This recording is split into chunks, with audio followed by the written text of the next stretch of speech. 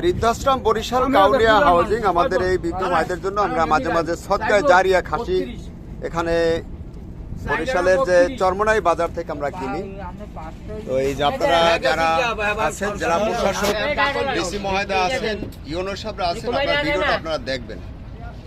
আমি সবসময় এই চরমনাই বাজার থেকে খাসি কিনি বা বিভিন্ন সময় বাজারের জন্য আসি।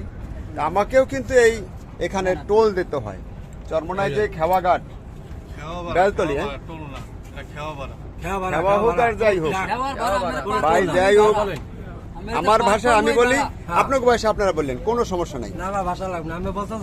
এই যে বেলতলি, বেলতলা না, বেলতলা খেওয়াঘাট, এই যে নদী পারাপারে আমি বরিশালের বৃদ্ধাশ্রম চালাই। বাংলাদেশের বহুত মানুষ আমাকে চেনে, বিশেষ করে বরিশাল জেলার মানুষ আমাকে চেনে।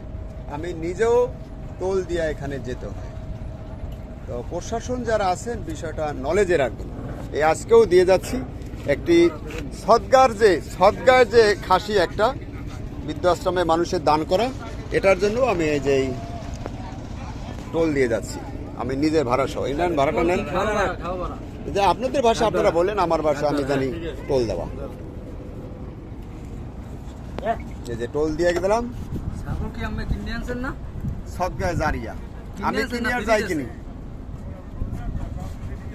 সদগায়ে জারিয়া, ওটা ফ্রি যে টোল দিয়ে গেলাম। বেলতলা ফেরিঘাটিটা, এখানে ফেরি পারাপারে এবং ট্রলার পারাপারে পয়সা দিতে হয় সাধারণ যাত্রীদের কাছ থেকে। আমিও সাধারণ যাত্রী, কিন্তু বরিশালের একটি বৃদ্ধাশ্রম এটা পরিচালনা করি আমি, বরিশালের কাউনিয়া হাউজিং বৃদ্ধাশ্রম।